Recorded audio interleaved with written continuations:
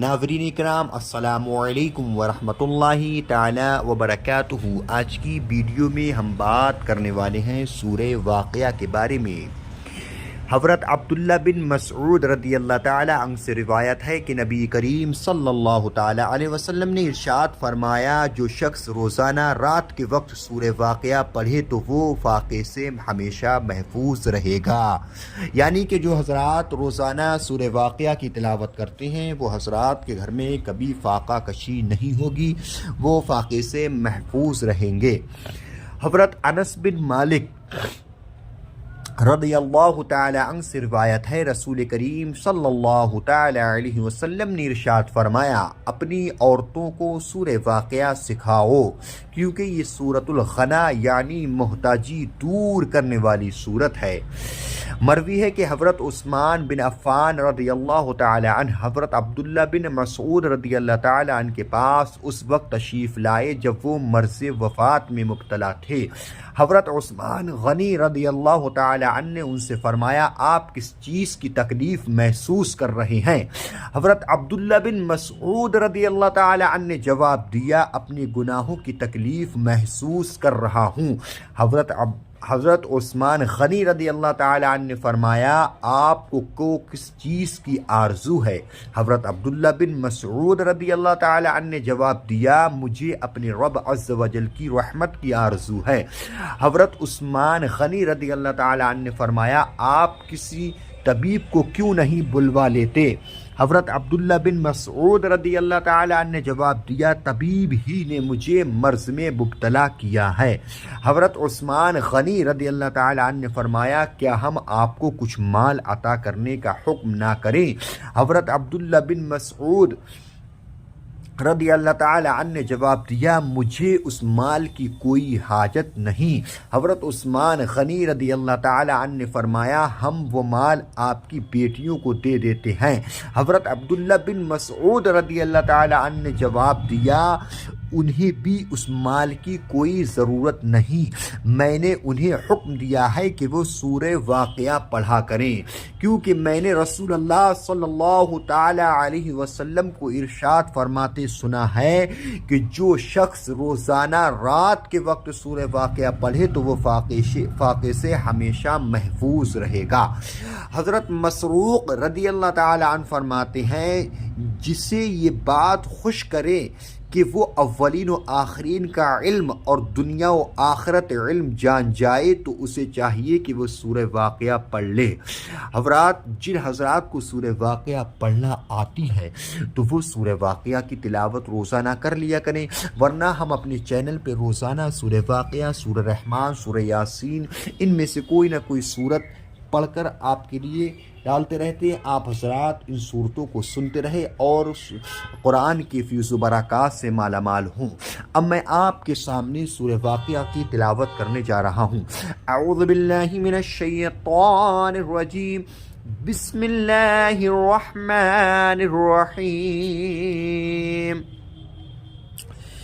اذا وقعت الواقعہ لیس لوقعتها کاذبہ خافضة رافعة إذا رجت الأرض رجا وبست الجبال بسا فكانت هباء منبثا وكنتم أزواجا ثلاثة فأصحاب الميمنة ما أصحاب الميمنة وأصحاب المشأمة ما أصحاب المشأمة والسابقون السابقون أولئك المقربون في جنات النعيم ثلة من الأولين وقليل من الآخرين على سرر موضونة متكئين عليها متقابلين يطوف عليهم ولدان مخلدون بأكواب وأباريق وكأس من معين لا يصدعون عنها ولا ينزفون وفاكهة مما يتخيرون ولحم طير مما يشتهون وحور عين عين كأمثال اللؤلؤ المكنون جزاء بما كانوا يعملون لا يسمعون فيها لغوا ولا تأثيما إلا قيلا سلاما سلاما. وأصحاب اليمين ما أصحاب اليمين في سدر مخضود وطلح منضود وظل ممدود وماء مسكوب وفاكهة كثيرة لا مقطوعة ولا ممنوعة وفرش مرفوعة إنا أنشأناهن إنشاء فجعلناهن أبكارا عربا أترابا لأصحاب اليمين ثلة من الأولين وثلة من الآخرين. وأصحاب الشمال ما أصحاب الشمال في سموم وحميم وظل من يحموم لا بارد ولا كريم إنهم كانوا قبل ذلك مترفين وكانوا يصرون على الحنث العظيم وكانوا يقولون أئذا متنا وكنا ترابا وعظاما أئنا لمبعوثون أفآباؤنا الأولون قل إن الأولين والآخرين لمجموعون إلى ميقات يوم معلوم ثم إنكم أيها الضالون المكذبون لآكلون من شجر من زقوم فمالئون منها البطون فشاربون عليه من الحميم فشاربون شرب الهيم هذا نزلهم يوم الدين نحن خلقناكم فلولا تصدقون أفرأيتم ما تمنون أأنتم تخلقونه أم نحن الخالقون نحن قدرنا بينكم الموت وما نحن بمسبوقين على أن نبدل أمثالكم وننشئكم فيما لا تعلمون ولقد علمتم النشأة الأولى فلولا تذكرون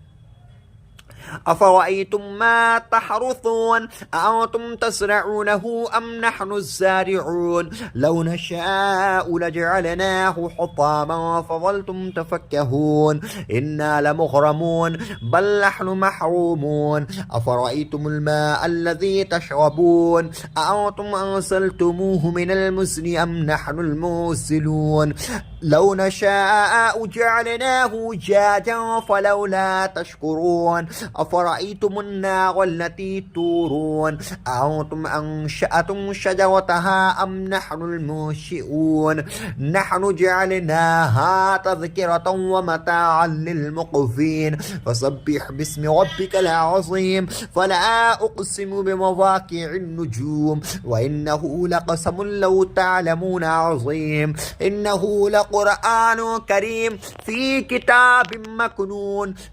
لا يمسه إلا المطهرون لا يمسه إلا المطهرون تنزيل من رب العالمين أفبهذا الحديث أنتم مدهنون وتجعلون رزقكم أنكم تكذبون فلولا إذا بلغت الحلقوم وأنتم حينئذ تنظرون ونحن أقرب إليه منكم ولكن لا تبصرون فلولا إن كنتم خير مدينين ترجعونها إن كنتم صادقين فأما إن كان من المقربين فروح وريحان وجنة نعيم وأما إن كان من أصحاب اليمين فسلام لك من أصحاب اليمين وأما إن كان من المكذبين الضالين فنزل من حميم وتصلية جحيم إن هذا لهو حق اليقين فسبح باسم ربك العظيم صدق الله مولانا العظيم.